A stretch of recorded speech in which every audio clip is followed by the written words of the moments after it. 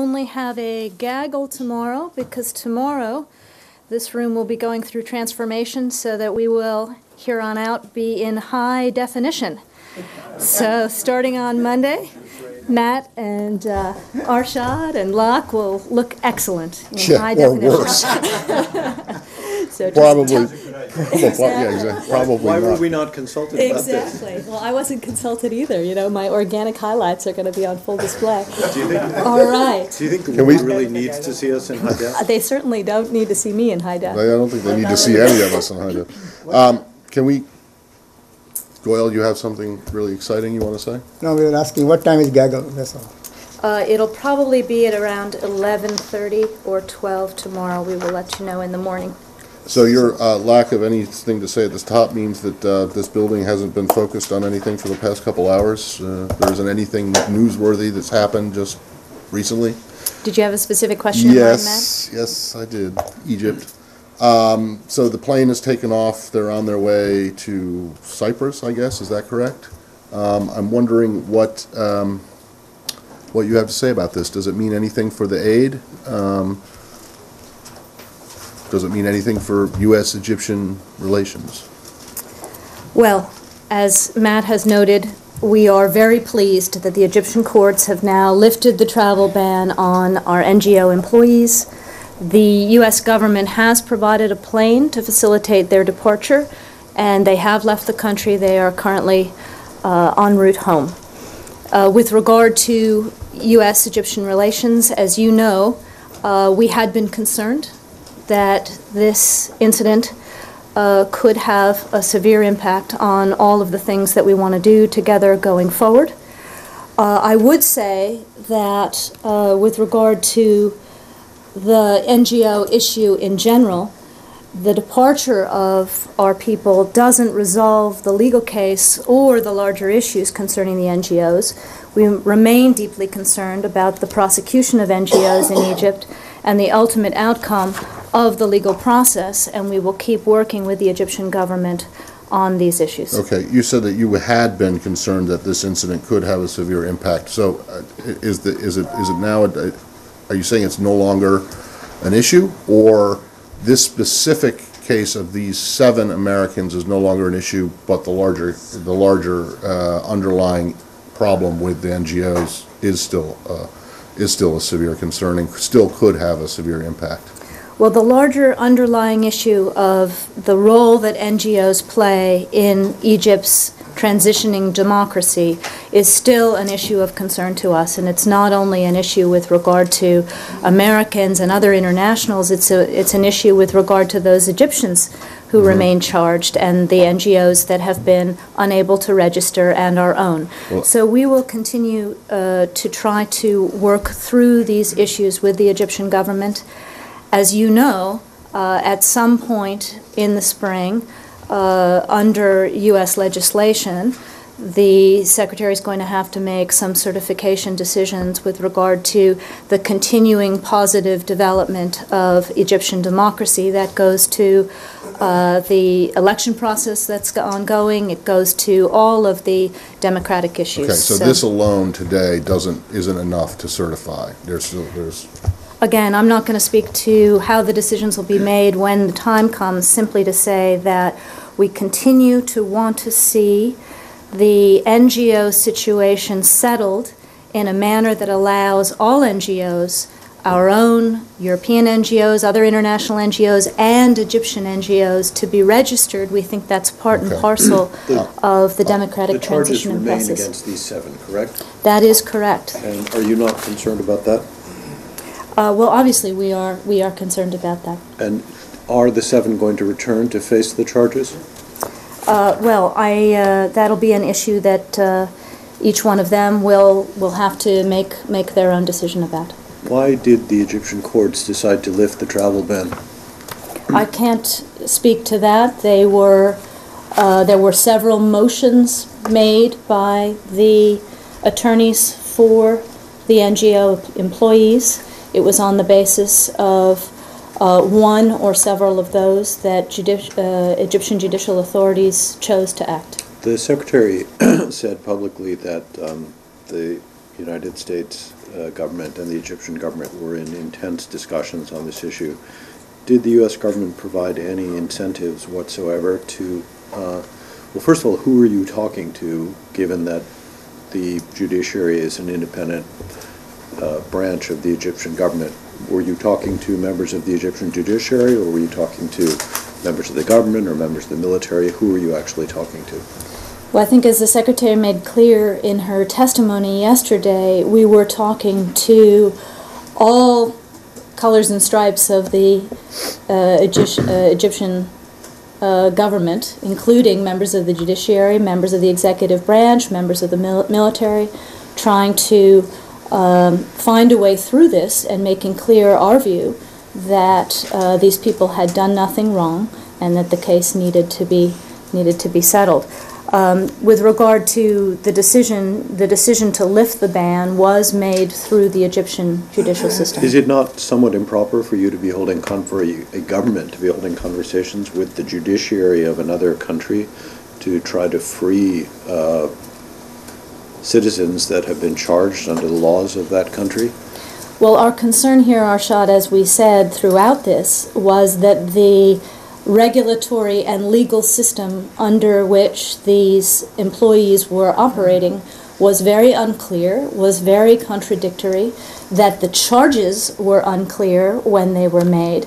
So in addition to the lawyers for those individuals and organizations trying to clarify the situation and trying to make clear their view that they had done nothing wrong, the U.S. government also sought to understand the legal situation under which this was being pursued and what the elements of recourse might be. I think you know we talked about the fact that we had sent some legal experts from this building to work with the judicial authorities to simply understand it and to see if there was a way through. Do you regard the Egyptian judiciary as independent? We do. Victoria, could you clarify for us the role of the U.S. government in posting the bond? I understand that $300,000 per individual were posted, and the promise that they will return to face trial. Could you explain to us if there was any role for the U.S. government in that aspect? Well, first of all, let me just clarify that none of these people who have now departed were in custody.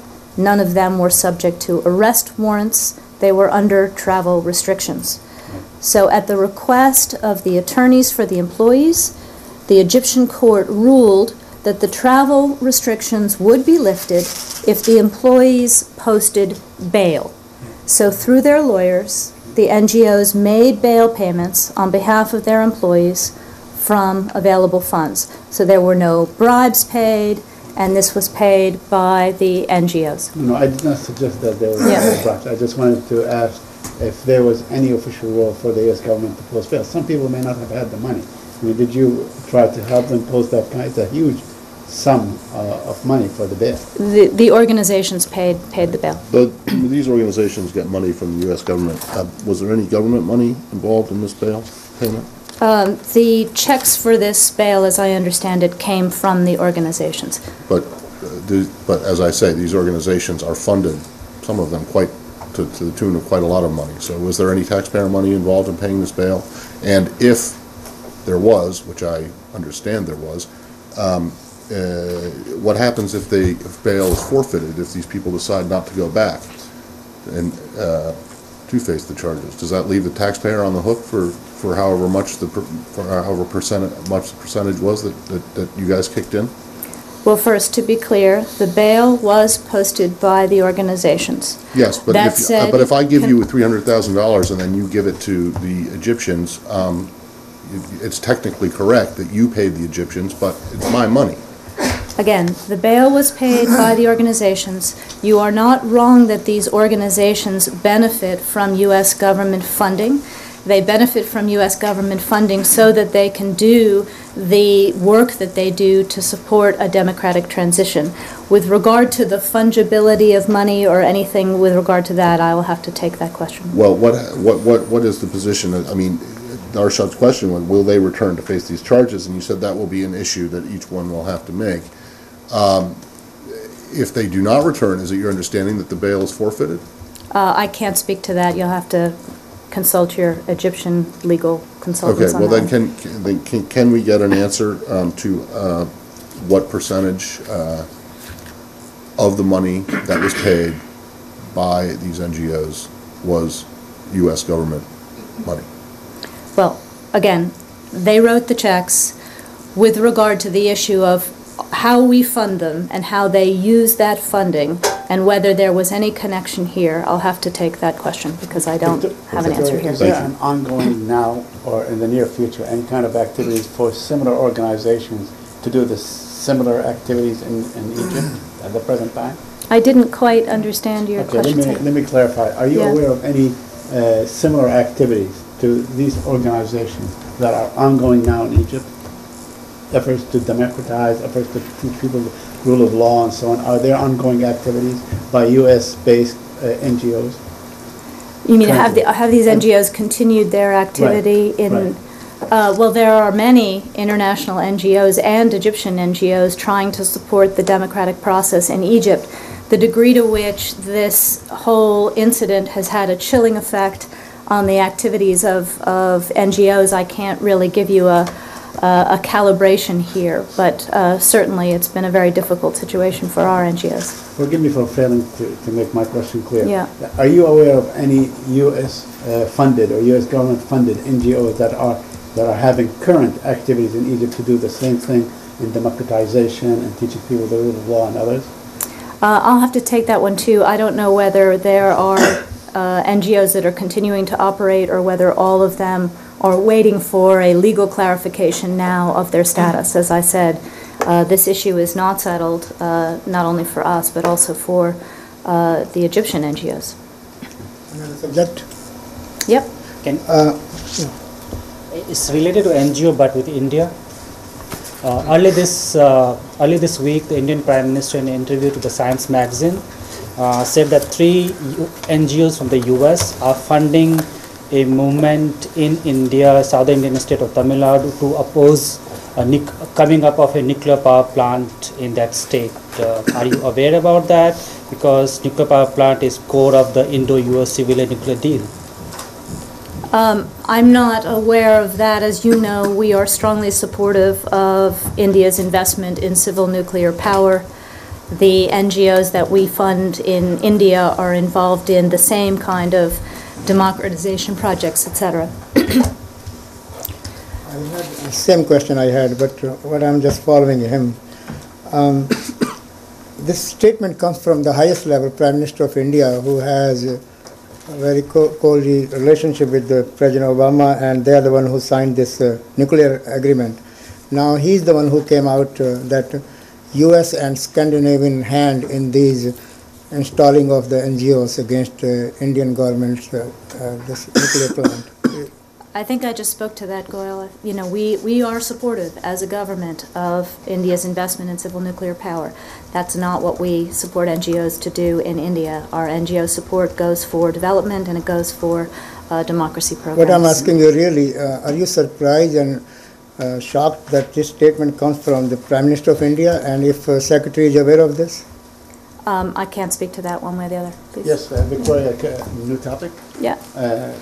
Do you have any update on the situation with the 2 Palestinian television stations, Al-Watan and Al-Quds, that were raided yesterday morning in Ramallah and property confiscated? Both stations are funded by U.S. government.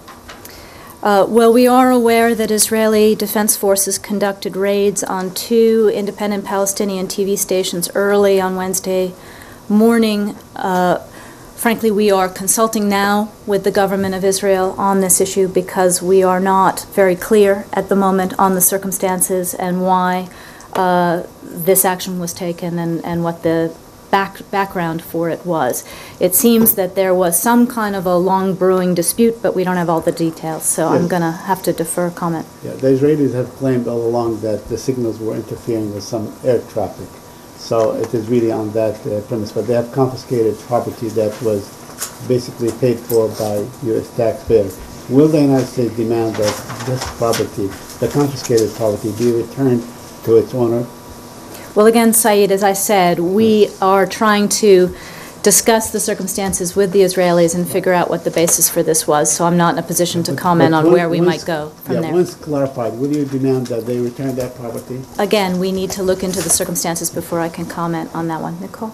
I just wanted to follow up on Egypt again. Sorry to go back, but could you tell us how many people are on the plane and whether they're all American, and if not, what their nationalities are?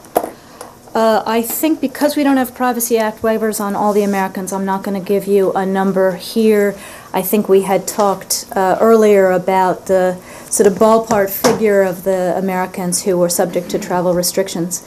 In addition to the Americans, we also had some international NGO workers on the plane. They are Norwegian, Serbian, Palestinian, and German. I do not have as encyclopedic a knowledge as Matt does of the Privacy Act, but surely telling us the number of Americans doesn't violate anybody's privacy. We have been asked to protect their privacy, and we will do that until they make other decisions after they get home. How many Norwegians, Serbs, Palestinians, and Germans are there? I don't have that number either, I'm sorry. How many people are on the plane? I don't have that number either, Arshad. Why do you not have that number? I mean, it doesn't seem like an unreasonable question. How many Perhaps I people didn't you ask flew the right up? questions this morning. Can Well, you take it and get it for us? And just to Please. follow up on Can you take that question, please? Again, when I asked this morning whether we were going to be talking about the numbers of Americans, the answer came back, let's let them talk about that when they get to where they're going. So I would guess that that's going to be the same process for the internationals as well. Okay. Right, Victoria, could you, where are they going? when you originally made the announcement, you said that they were on their way home, but given that there are at least five different nationalities on the plane, what does home mean? Where's the plane going? The plane is going to a European location. I'm not going to give you that location because, frankly, we don't want the plane mobbed when it lands. Well, it's too late for that so already. It may But well be too late for that, but then they will make their own decisions whether But they're if you're headed not to going to their tell homes us, or where they live. if you're not going to tell us where they're going, how are we supposed to talk to them and find out whether they want their number to be released? And I would also just like to say that there is absolutely no way that the Privacy Act could be violated by giving the number of people Or the privacy. who are involved. All I here. can tell you is that these people have been through a very intense and difficult period. They have asked us to respect their privacy. We're going to do our best to do that until they decide that what they would like their posture to be with all of you. I know that's frustrating, but frankly, after the ordeal that they've been through, that's where we The want to be. ordeal, Yeah. staying at the U.S. Embassy compound, which is actually quite nice, the ambassador's residence, is an ordeal.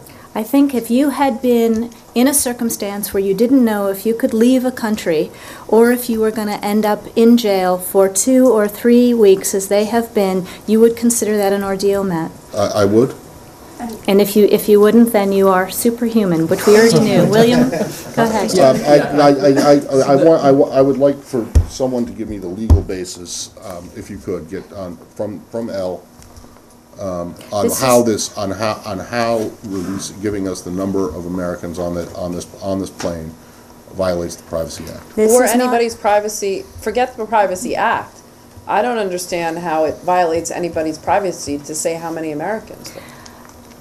I am not rooting this posture at the moment in a legal argument or in the Privacy Act. I'm rooting it in a respect for the individuals, to give them some space, and to give them a little bit of time. I'm sure all of this will be clear to you relatively soon when they land. Well, I I'm don't sorry if underst- that's unsatisfying to you. Well, I Matt. just don't understand how it would affect their privacy in any way at all to say how many people there are. If they've asked us not to, we're not going to. William? They asked you talk about specifically the- not to say William? how Yeah. many there William? were. In terms of the funding, can you confirm the total amount? Was that 2.3 million? I don't Is have that correct? here. And there were no grants. I just want to make absolutely clear this whole back and forth about the NGO money and U.S. money. There's no like special grants or no kind of special allocation given to the NGOs to supplement this kind of bail at this point, or plans for that in the future? Or? Again, I spoke to this when Matt asked the question. The NGOs paid the bail. We've already spoken about the fact that these NGOs are funded by the U.S. Government in large measure for the democracy work that they do. With regard to how pots of money might be fungible, and if they are, I'm going to take that question and see if we have anything further to say. But just to tell you that today, these checks were written by the NGOs. And the first arrival location is Europe. Is it the plan then to bring them back, the American portion of that contingent back to U.S., or what is the kind of plan here? Yeah. My understanding is that the U.S. government is flying them to a place in Europe where they can make their own travel arrangements individually to get home or wherever they'd like to go. Oh, so that wouldn't be on a U.S. government plane? Correct, correct. Wait, sorry, do they have to reimburse the government for the cost of that flight? I think we're still working out how these financial arrangements for the plane itself are going to work. And do they have to reimburse the government for the cost of what it cost to put them up at the embassy? No, they were guests of Ambassador Patterson. Okay, so that was it. So you're calling being guests of the ambassador is an ordeal. An ordeal would be sitting in an Iranian prison for 3 years. Oh, come on. Matt, this is really, I think, an unfortunate avenue to go down. Nicole? Yeah. I wanted to ask about what you're going to do going forward, and whether, with the Egyptian government, whether Ambassador Patterson is going to be having meetings on this, or if there's any sort of formal structure set up now to deal with the aftermath, to address the existing charges. Well, as I said at the beginning, we are going to continue to work on this issue with the Egyptian government. Obviously, Ambassador Patterson will be very much involved. I would expect that it'll come up in all of our bilateral discussions with the Egyptians, because we want to see the situation with democracy-based NGOs, whether they're American, international, or Egyptian NGOs, normalized. We want to see them registered. We want to see the aftermath of this case resolved in a way that is appropriate, given the fact that we don't think that anybody did anything wrong. And as you know, we believe that these kinds of NGOs play a very important role, as the Secretary made so clear yesterday in her testimony, including the role that we've already seen them play in validating the credibility of the elections that have already gone forward. Is there anything formally set up, though? I don't know what you mean by formally. I mean in the sense that we are continuing to have this conversation at every level and in all of our encounters. Well, That this is not resolved in terms of the situation with NGOs from our perspective. Well, you're dealing with the transitional government, meaning the Correct. military-led government. But, I mean, you also have the new parliament, which is led by the Muslim Brotherhood, and it's the prerogative of parliament to pass some laws that could deal with the NGOs. I'm wondering what the discussions are with members of that parliament, members of the Muslim Brotherhood parties, to try and enact some permanent changes to NGOs dealing in the country. Well, we're going to try to pursue this through all the avenues that are available. As you've noted, there could be decisions made to register NGOs by the transitional government. This could be something that could be taken up by the new parliament as it is seated. From our perspective, whatever is most expeditious is something that we will support. We want to see NGOs that support democracy, whether they're ours or whether they're Egyptian, be able to play a role, particularly in the presidential elections coming up, and to be able to do it in a safe and secure way where everybody knows the rules of the road. So this has been a key part of our conversation and will continue to be so. Victoria, were the non-American individuals that departed also given sanctuary on the embassy ground? My understanding is that these individuals were resident in their own embassies. So the Norwegian at the Norwegian, the German at the German, but you'd have to speak to them. So there was one Norwegian and one German? I don't have the numbers, as I said, Matt. If I had them and I can could we give move them on? to you, I would. Move on? Yeah. Iran? Yeah. There's been some reporting, some chatter that you all are about to respond to the Iranians. Is that correct? How close is, if it is, how close is that? And what are you likely to say if that's been decided yet?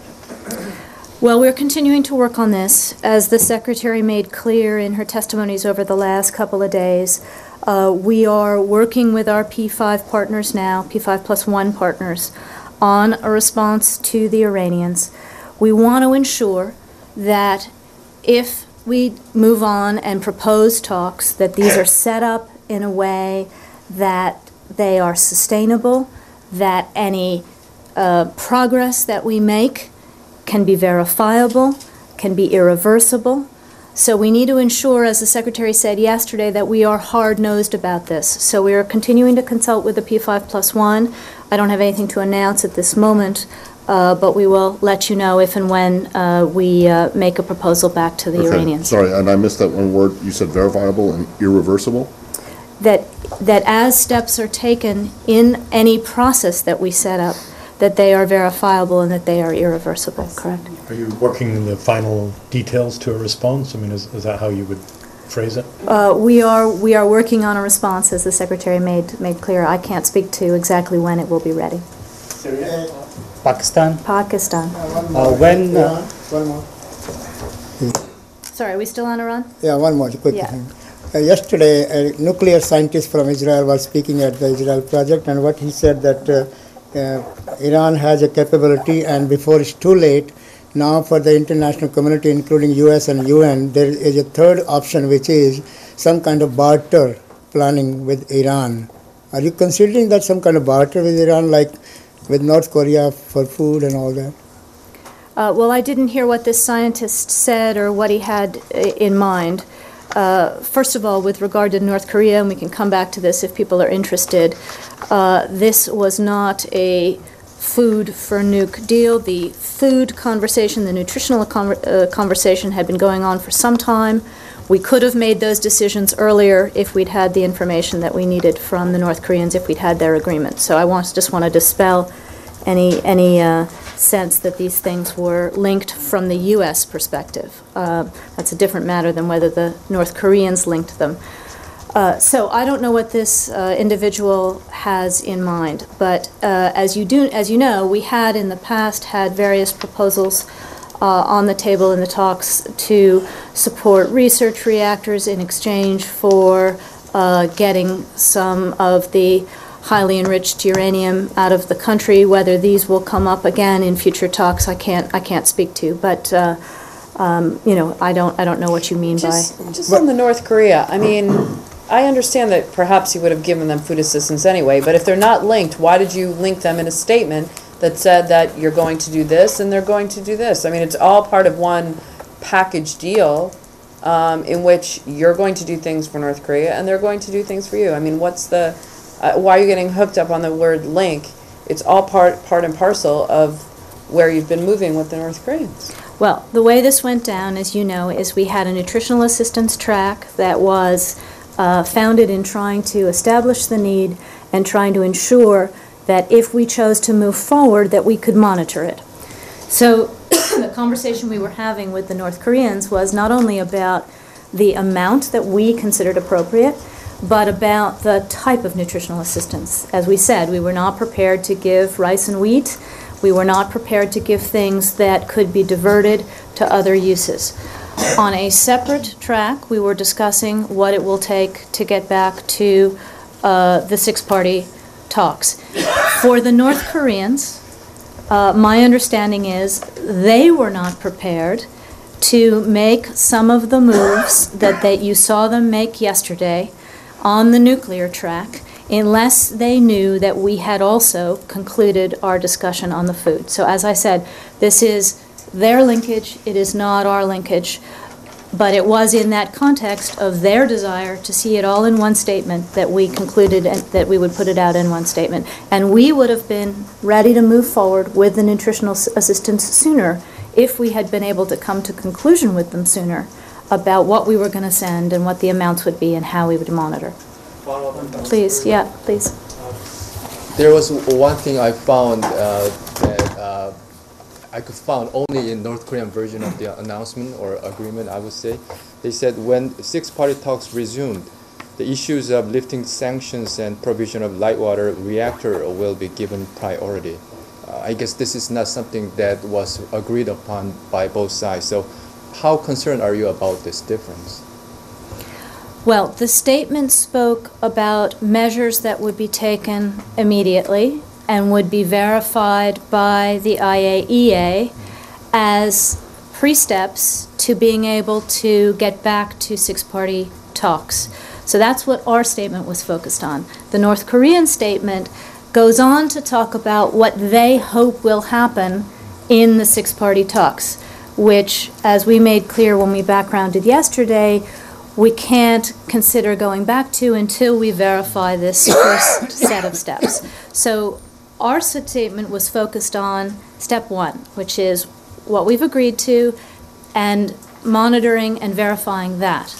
Now, we've always, the statements, both of them, the U.S. statement and the DPRK statement, both reaffirm our commitment to the September 2005 joint statement. In that joint statement, the parties agreed to discuss the provision of a light water reactor at an appropriate time.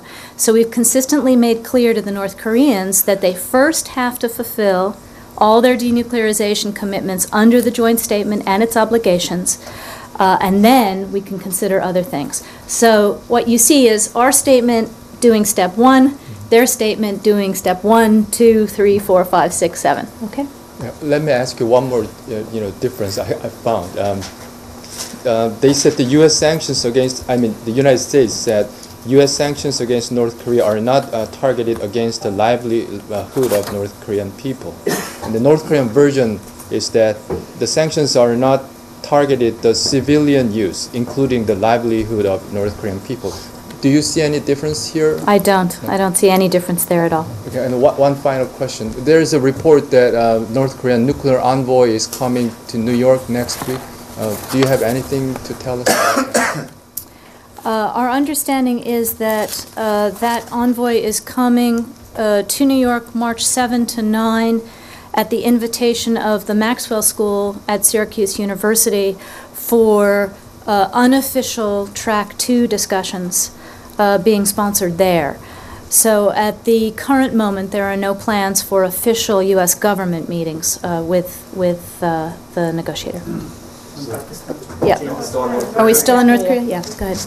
Yeah, going back to these subtle differences between the two statements, your statement says that the North Koreans will stop nuclear activities, generally speaking, and then they say that they'll stop uranium enrichment specifically. Is plutonium activity also part of this? Is that your understanding? Yeah, you've read our statement, right? Yes, I have. But the North Koreans say they'll stop uranium enrichment. They don't say anything about plutonium. So I'm wondering if is there any disagreement here, or is this, what's your understanding? I don't have their statement in front of us, but are you talking about the part about the 5 megawatt? It's basically the last section of their statement says, agreed to a moratorium on nuclear tests, long-range missile launches, and uranium enrichment activity, whereas your statement says that agreed to implement a moratorium on long-range missile tests, nuclear tests, and nuclear activities at Yongbyon. So, including uranium enrichment activities. So I'm asking, is plutonium part of this agreement as yes. well? Yes. Okay. Most definitely. Please. So there are some differences in statements issued by both sides. So are you ready to meet with North Koreans again to clarify the difference? Or do you expect that this type of issue might be brought up in the next meeting with North Koreans on the nutritional aid? No, as we clarified in the background briefing that we gave yesterday, and I would refer you to it if you didn't get a chance to participate, the next step on the nuclear side with regard to the commitments that are made by both sides in these statements is that they now need to be implemented by the North Korean side, and that implementation needs to be verified by the IAEA. So we are looking to the DPRK as a next step to invite the IAEA in to verify that all the steps that we've agreed upon, all the steps you see reflected in the U.S. statement, are in fact being implemented. So that's the next step on that side. With regard to nutritional assistance, we do still have a little bit of technical work to do, and we're going to try to do it through existing channels before we can ship. So you don't see the need to clarify the difference at this point? We don't see any difference. The only thing that is effectively sort of left out, if you will, with regard to the DPRK statement is this issue of the 5 megawatt reactor. And from our perspective, the U.S. and the DPRK both know that the DPRK agreed that the IAEA would be allowed in to confirm the disablement of the 5-megawatt reactor and associated facilities. So that's something that we're expecting also to be on the list when the IAEA goes to North Korea. Sorry, you said that the existing channels would be used for the finalization of the food, the nutritional? That is my understanding. Does that mean that there isn't going to be a meeting in Beijing between AID people next week? If necessary, there will be, but my understanding is nothing's been scheduled yet. But are you saying that it could be, it's your belief that it could be finalized without any trip, any big trip, trans-Pacific trip that could be done in the New York Channel, and that would be? That is my understanding, but if we can do it simply, we will, yeah. Yeah. How long do you expect them to stop their nuclear activities? Well, our expectation is that this would be the first step, and that this would be permanent, obviously, yeah.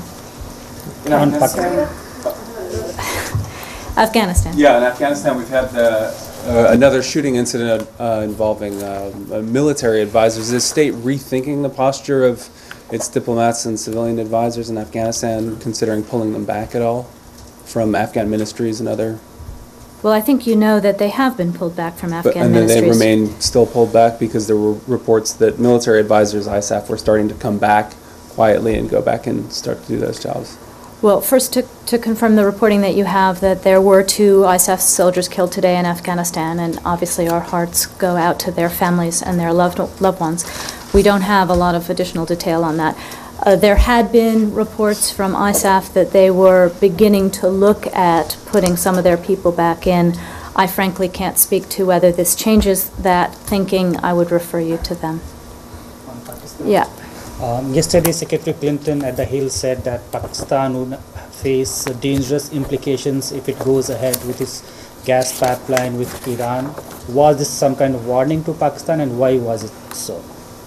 Well, I don't think what the Secretary said was appreciably different than what we've been saying for weeks and weeks, publicly, privately, if not months, on this subject. You know, this is something that we don't think is a good idea, and the Secretary made that absolutely clear. We would also note that, you know, Iran is making all kinds of offers to all kinds of countries, and they often don't live up to their promises. And we know that Pakistan has energy needs, and we are working with Pakistan on those energy needs, and we would just encourage them to think twice about aligning themselves with an unreliable partner. Can you tell us what kind of implications Pakistan would face when it goes ahead with its pipeline? Because the foreign minister of Pakistan today said Pakistan is going ahead with this pipeline project. Well, again, you know that we have a variety of sanctions on the books that we would not want to see kick in this instance, which is, you know, among the reasons why we think this is a bad idea and hope it doesn't go forward. Yeah. The Syrian government just announced that it is allowing the Red Cross to go into Bab Amr area to look at the damage and retrieve whatever wounded. Do you have any information on that? I've only seen the press reporting that you have seen. As you know, virtually the entire international community has been clamoring for humanitarian access for a long, long time, and particularly into homes. We think it is absolutely crucial that UN agencies be able to get in there as soon as possible and to be able to provide to the suffering people of Homs some of the assistance that the international community has been able to pull together.